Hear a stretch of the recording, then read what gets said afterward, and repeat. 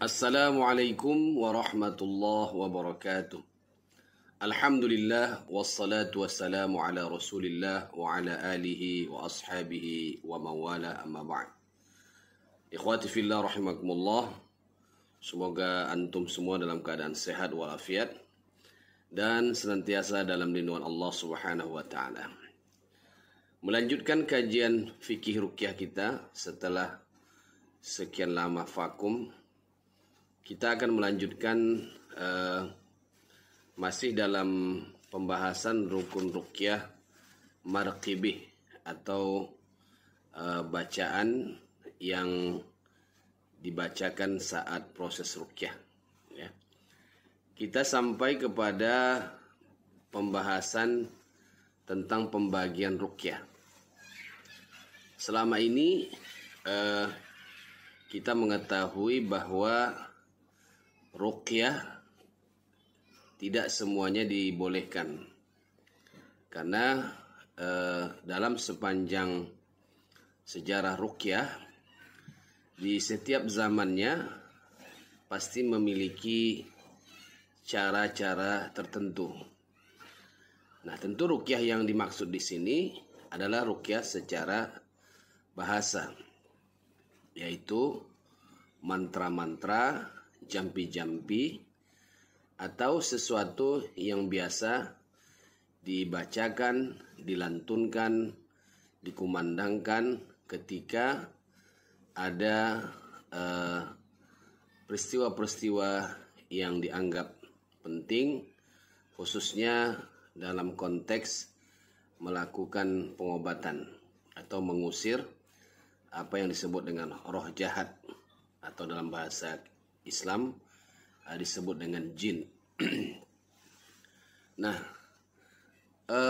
tentu ruqyah-ruqyah tersebut kemudian setelah Islam datang diluruskan dan diberikan solusi yang lain, sehingga apa yang selama ini menjadi keyakinan oleh umat-umat sebelumnya kemudian tidak lagi dilakukan oleh umat Islam, karena ada ruqyah yang kemudian diajarkan oleh Rasulullah Sallallahu Alaihi Wasallam. Maka oleh karena itu dalam satu hadis Rasulullah mengatakan, ya, perlihatkan ruqyah yang pernah kalian lakukan. Ya, selama tidak ada unsur syirik maka boleh-boleh saja. Nah, jadi intinya secara umum ruqyah itu ada dua. Ada ruqyah masyru'ah dan ada ruqyah mamnu'ah. Ya. Ruqyah masyru'ah artinya ruqyah yang disyariatkan, ruqyah yang dibolehkan. Sedangkan ruqyah mamnu'ah yaitu ruqyah yang dilarang atau ruqyah yang terlarang. Nah, ruqyah yang syar'i yang disyariatkan inilah kemudian kita kenal dengan ruqyah syar'iyah. Ruqyah yang sesuai dengan syariat. Adapun ruqyah mamnu'ah atau ruqyah yang terlarang tadi, nah ini terbagi dua. Ada ruqyah syirkiyah dan ada ruqyah muharramah. Ruqyah yang mengandung unsur syirik dan ruqyah yang diharamkan. Nah, jadi secara global ada dua, ruqyah masyru'ah dan ruqyah mamnu'ah. Nah, adapun ruqyah yang mamnu'ah ini ya terbagi kepada dua. Ada ruqyah syirkiyah dan ruqyah muharramah. Nah, ruqyah syariah sudah kita bahas sebagaimana disebutkan oleh Al-Hafiz Ibnu Hajar Al-Asqalani, bahwa ruqyah itu yang pertama hendaklah dengan kitabullah, dengan membacakan ayat-ayat Al-Quran. Kemudian Imam An-Nawawi menambahkan di dalam syarah hadis Muslim, yaitu doa-doa ma'thur yang diajarkan oleh Rasulullah Sallallahu Alaihi Wasallam. Nah, kemudian setelah syarat yang pertama tadi, kemudian syarat yang kedua dari ruqyah syariah itu adalah adalah dengan berbahasa Arab. Artinya dengan bahasa Al-Quran itu sendiri, atau dengan bahasa yang dipahami, ya, bahasa yang dipahami tentu ya seperti doa-doa yang memang ditujukan kepada Allah Subhanahu wa taala. Nah, kemudian yang ketiga, syarat ruqyah syariah itu adalah meyakini bahwa efek yang ditimbulkan oleh ruqyah itu semuanya dengan izin Allah, dengan kuasa Allah Subhanahu wa taala. Jangan kemudian kita meyakini bahwa ayat itu yang memberikan efek dengan sendirinya, atau doa-doa yang diajarkan Rasulullah itu yang kemudian mendatangkan efek dengan sendirinya. Tidak. Semuanya dengan izin Allah, semuanya dengan qudratillah, dengan qudrah Allah Subhanahu wa taala. Adapun yang kedua dari pembagian ruqyah ini adalah ruqyah syirkiyah. Nah, ruqyah syirkiyah ini tentu secara bahasa mantra yang mengandung unsur syirik. Ya.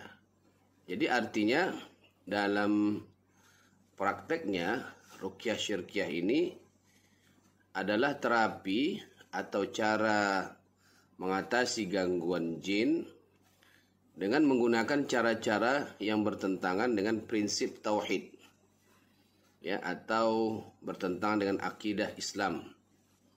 Nah, baik melalui bacaannya, ya, seperti mantra-mantra dengan bahasa yang tidak dipahami. Kemudian melalui bacaan, terus juga bisa melalui gerakan-gerakan, ya, secara khusus.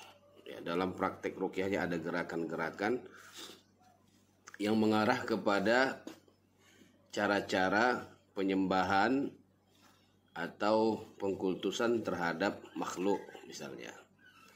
Atau bisa juga ruqyah syirkiyah itu disebabkan adanya persembahan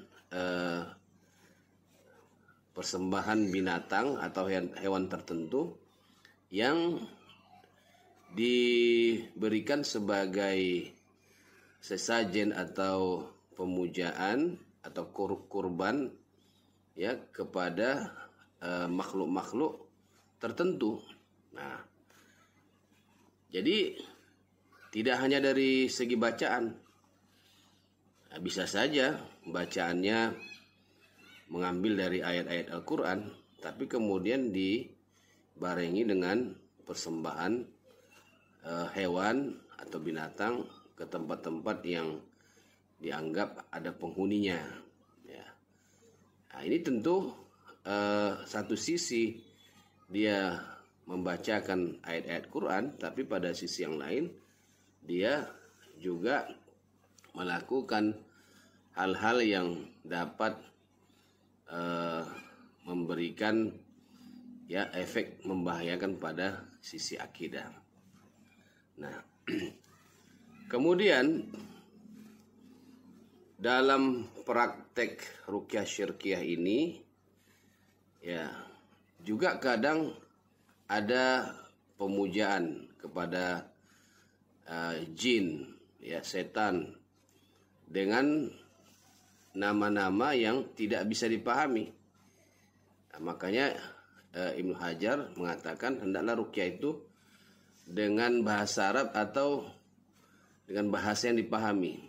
Sebab kalau dia tidak bisa dipahami, maka boleh jadi itu adalah nama-nama setan, nama-nama jin yang dipuja atau dipuji.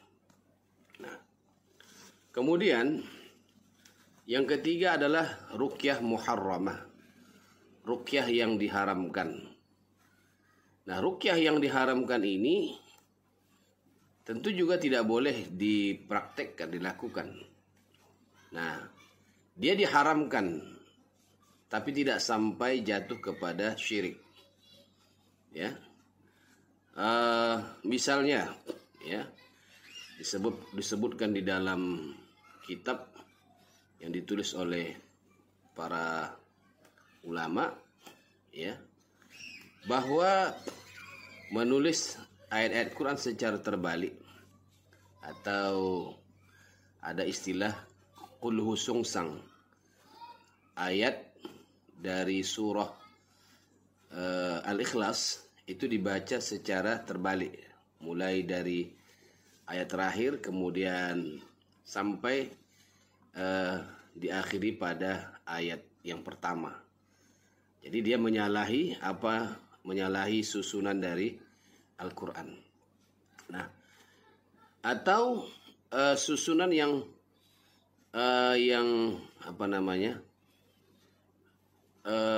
menghilangkan huruf-hurufnya, atau menghilangkan satu kata dari ayat-ayat tersebut, ya kan? Nah, misalnya Alhamdulillahi Rabbil Alamin. Nah, mungkin dia hilangkan Robnya, ya, atau dia hilangkan alaminnya, atau dia hilangkan lillahnya, alhamdu Rabbil Alamin, ya. Nah, ini merupakan ruqyah yang diharamkan. Jadi tidak sampai kepada syirik, menyekutukan Allah.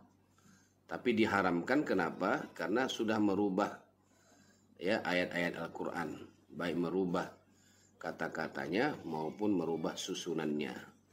Nah, ini disebut dengan ruqyah muharramah. Nah, jadi sekali lagi, ruqyah ada 3.